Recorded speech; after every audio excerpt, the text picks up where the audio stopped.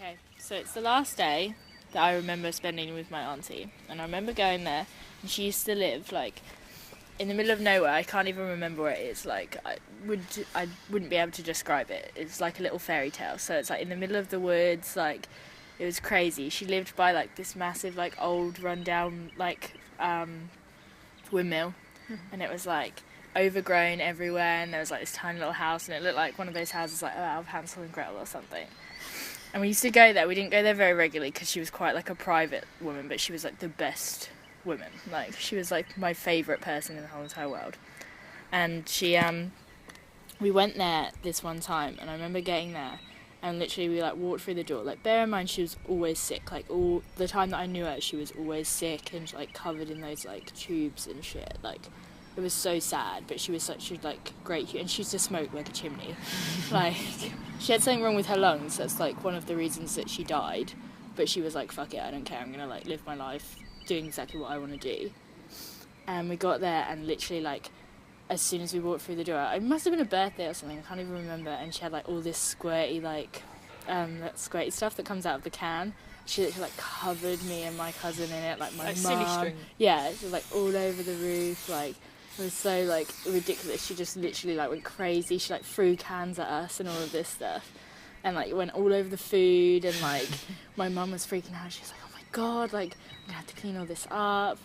And we spent like the afternoon like eating and like chilling out, and like she used to have this little treasure pot, and like she used to say that she'd got all these coins from like pirates, and she used to give them to me and my cousin. Like, we were like probably like 6 or 7 or something like that, and like she used to give us these coins, and it was something she did like every time that we went there. And so she'd give us this coin, and then me and her and sometimes her husband, we'd go out the back to like this little pond, and it was like the most overgrown little pond in the world, but like literally any month of the year that you went there was always dragonflies, like, and it was like surrounded by dragonflies. Like, she used to just sit there, and like me and my cousin as well, like we would just mess around, and she would sit on the bench. There was like this one little bench that she'd sit on. I think it was a bench, or it was like a stump or something. I just remember it. I remember there being dragonflies everywhere. And I remember thinking, like, this is, like, my favourite day. Like, my favourite day. And, I don't remember how long after that she, like, got really sick. And I remember, like, my mum telling me the story, and, like, she told my mum that she was sick, but she told my mum not to tell anyone that she was sick. Mm-hmm.